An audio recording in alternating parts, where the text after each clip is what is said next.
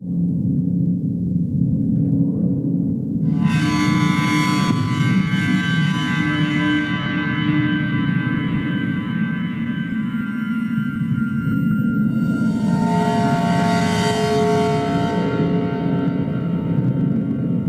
this was told to me by an old family friend, Nikki, numerous times as a kid growing up, as one of those life advice stories to keep in mind through the years. Now, to her credit, I've never forgotten it. Whenever anything associated with hitchhiking comes up, it always springs to mind, and probably always will. Even makes me a bit ill whenever I think about it, actually. So Nikki, who grew up at the same time as my dad, so this was about early 80s, I believe, she was a young woman in her mid-20s. She's one of those real kind-hearted souls, always willing to help another out in a time of need, you know?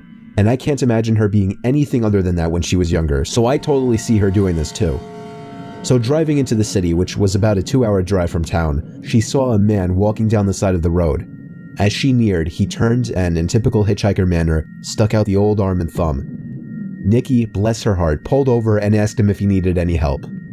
She told me he was really polite, if not a bit shy, when he asked for a lift into the city. Nikki gave a smile and popped open the passenger door for the guy, who then tossed his bag into the back seat and buckled up for the ride ahead. They talked pleasantly for most of the trip, about friends, the news, etc. You know, happy small talk. She felt that they were getting along very well, and even bought him dinner at the pit stop a little over halfway there. She says he seemed really flustered and awkward when she paid, but one of the things they talked about was money and how he was pretty damn strapped for cash, which was why he was hitchhiking in the first place. But he eventually relented and they went on their way. As soon as they got into the city, he thanked her profusely for the ride and the food and asked to be dropped off once they hit downtown. Before getting out, he asked for Nikki's phone number so he could contact her one day and maybe catch up. Thrilled at the prospect of knowing how her new friend was faring, Nikki wrote it down for him and drove off with the warm feeling of having done a good deed. Now, I'm sorry if you were expecting something creepy to have happened by now, but I think this is what freaked me out so much as a kid. How nice everything seemed to have worked out. Nikki gets this crease in her forehead and a funny look in her eye when she tells me this next part. How a week later she got a phone call from the same man she had picked up. He didn't let her get a word in edgewise after hello and told her that she should thank God that she was raised so nice, because when he first got in the car, he was planning on raping and murdering her once they got to that pit stop. That he was going to steal that car and dump her body in a ditch further down the road and go on his merry way. But after she talked with him so kindly and even treated him to dinner with a smile on her face, he couldn't bring himself to do it. He didn't think that he could live with himself after doing that to such a nice lady. The man's final words on the phone were, "Please, Nikki, please, never ever pick up another hitchhiker." Then he hung up the phone. Nikki never got a call from him again. When she tried redialing the number, she got a payphone.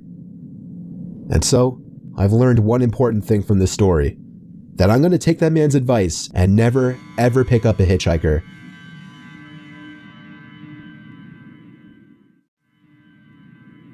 The Wrong Hitchhiker by Nathan Bartholomew. I've learned one thing from my one and only experience picking up a hitchhiker.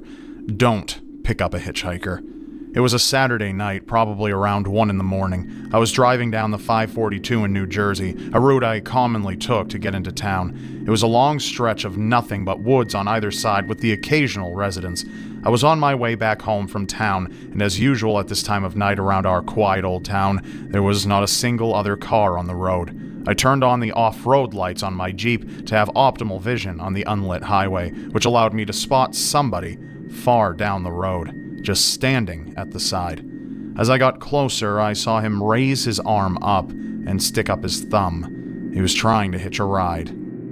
My heart started racing. I had no idea if I should stop or not.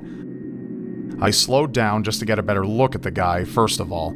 He seemed like a younger man, maybe 28. He had on a light gray hoodie with the hood over his head and blue denim jeans. The time to make a decision was immediate, and with a lack of my better judgment in the heat of the moment, I came to a stop, rolled down the window, and asked, "Where are you heading to, friend?" "Just up the road," he said in a deep, quiet tone. "Hop in," I called out the window. He opened the door to my Jeep and stepped inside slowly. Jeep Wranglers have very tight seals on the doors, so when he tried to close the door the first time, it didn't shut. I politely said, "Oh, the door didn't shut. Just open and slam it shut real hard. These doors are hard to close." The body language he was giving off in response was unsettling. About 3 seconds after I had finished my sentence, he looked at me, then turned his head slowly to the right, and again waited 3 or 4 more seconds before finally opening the door and then slamming it back shut. By the way this guy was moving, I already regretted my decision to let him in. I put my foot on the gas and we started moving along the road. The speed limit on this road was 55, but I was going 75 just to get the guy to his destination quicker. "So, how far did you say you're going?" There was an awkward gap of silence before he replied with, "Just a few miles up." I wanted to turn the radio on to kill this awkward and downright creepy silence, but something in my head told me not to for whatever reason. Suddenly, I could see just through the corner of my eye that the man had turned his head and was staring in my direction. At this point, I was telling myself that I needed to get this guy out of my car. For a good mile, I felt his gaze just hitting me like a brick, and all the while I tried my best not to look back.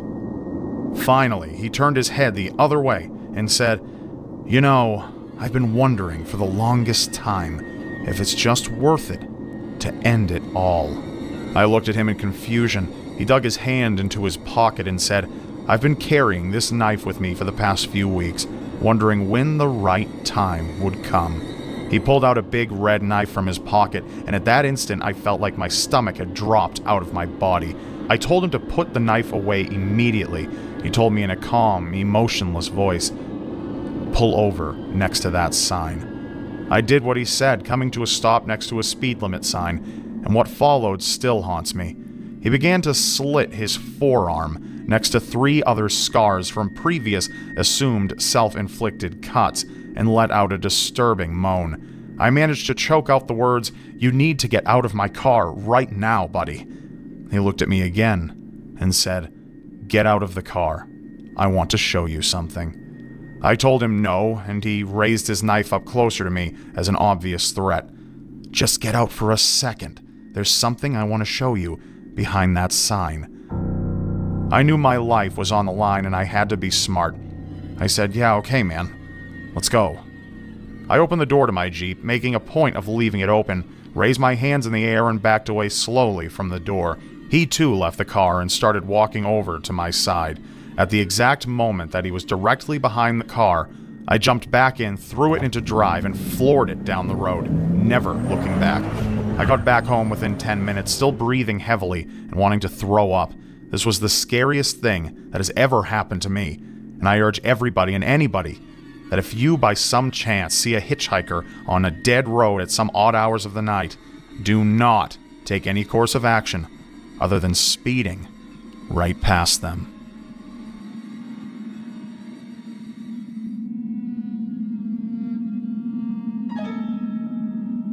3 months after I turned 16 in 2005, I got my first car, a '99 Toyota Camry. On a warm Saturday night, when my friend Alex invited me over to one of his friend's big parties, I knew I wouldn't be in a condition to drive the Camry home afterward. So we carpooled with Alex's girlfriend, Brianna. We lived in the countryside of Virginia, meaning less big parties. Meaning when there was a big party, it was a huge deal and everyone would go. We lived about 5 to 10 minutes away from this kid's house. I knew where he lived as I was acquainted with him, but not exactly friends. The whole ride there, we took the same 2-lane highway type road through the woods, and this kid's house was actually on this road further down. At certain points on this road, there were a few houses on either side, and then it would just go back to being a long, empty highway again. The house was tiny, like a lot of houses around the area, but the party was held outside anyways, since his closest neighbors were relatively far away, and noise wasn't an issue. I'll skip most of the party up until the point that Brianna, who was supposed to be our designated driver, had to suddenly leave for a small family emergency. Alex said it was fine and that we'd find a ride home. Well, fast forward another few hours and another few drinks, and I could barely even walk straight. I checked my watch, and it was like 2 in the morning. I figured it was time to go. I started looking for Alex, but I couldn't find him anywhere. In fact, it seemed like everybody I knew had already left. I could barely even think straight, but I was still furious at the fact that Alex could have actually left without me. I asked to use the party host's phone and dialed Alex's home number. After 2 tries, I gave up and then realized I shouldn't wake his family up. So, literally not knowing what else to do, I dizzily stepped out onto the road and began walking back home. I knew this walk would take anywhere from half an hour to an hour in my condition. Maybe after 15 minutes of walking down the road, the slight shine of car headlights on the road was fading in from behind me. Jumping for joy inside, I lifted up my arm and stuck out my thumb. As the car neared, it slowed down and came to a stop right next to me. The man driving the '98 Ford Explorer rolled down the window and asked where you headed. I told him my house was just down the road and beyond a right turn, probably slurring my words beyond comprehension. He chuckled and told me to hop in. I thanked him and joyously hopped into the truck. I was exhausted, and I remember completely disregarding things the guy was asking me because I was so close to just passing out, and that's what happened. The memories of being in that truck turned to a fog as I'm sure I passed out.